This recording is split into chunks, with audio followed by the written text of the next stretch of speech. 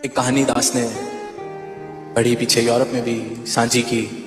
एक ऐसे ही इंसान अपनी जीवन यात्रा पूरी करके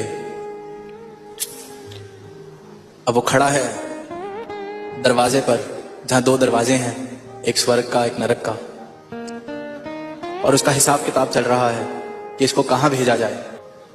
तो वो जो हिसाब किताब रखने वाले ऑडिटर, अकाउंटेंट, जो भी उनको हम कहना चाहें, वो लेखा जोखा कर रहे हैं उसका,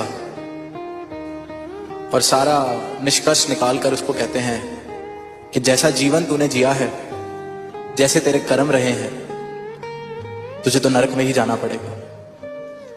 तो वो इंसान जिसका लेखा जोखा किया जा रहा था, वो सामने से बोलता है कि तुम होते कौन हो मुझे नरक में भेजने वाले? मैं तो सारा जीवन नरक में काट के आया हूं। मेरा पूरा का पूरा जीवन जितना मैंने जिया है, नरक में ही जिया है। ऐसा कोई काम नहीं है जो मैंने नहीं किया जो मुझे नरक की तरफ ना धकेले। लूटपाट, खून खराबे, सब कुछ करके आया हूं। खुशी के 2 पल भी नहीं देखे, तुम क्या मुझे नरक भेजोगे? मैं तो सारा जीवन ही नरक में काट के आया हूं। अब उनकी ईगो हर्ट हो गई, जो लेखा जोखा कर रहे थे, कि इसने गिड़गिड़ाया नहीं हमारे आगे कि मुझे माफ कर दिया जाए, क्योंकि वो भी अब छोटे मोटे अकाउंटेंट नहीं, स्वर्ग और नरक का हिसाब करने वाले। पूरी उम्र वेट करते हैं कि कोई आए ऊपर, फिर उसका हिसाब करें, फिर वो सामने हमारे बैठे, झुके, लेटे। अब उन्होंने अंदर से इस केस स्टडी को पेश किया, तो वहां से फाइनल डिसीजन मेकर को खुद आना पड़ गया। हाईएस्ट अथॉरिटी, अब उसको परमात्मा कह लें, दूत कह लें, जो मर्जी कह लें, वो आ गए। जब केस सुना, कहते इससे तो मैं खुद मिलना चाहूंगा।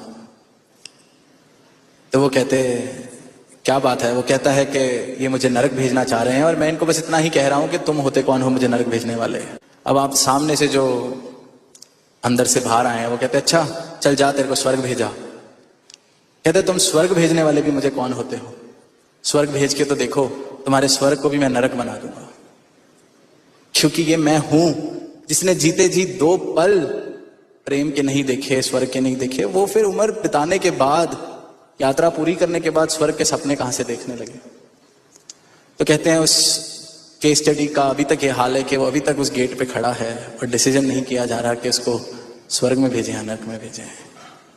अब कहानी हंसी भी आती है, मन भी बहलता है, पर बात समझने वाली ये है कि मुक्ति, स्वर्ग, नरक, ये कोई बात की बातें नहीं।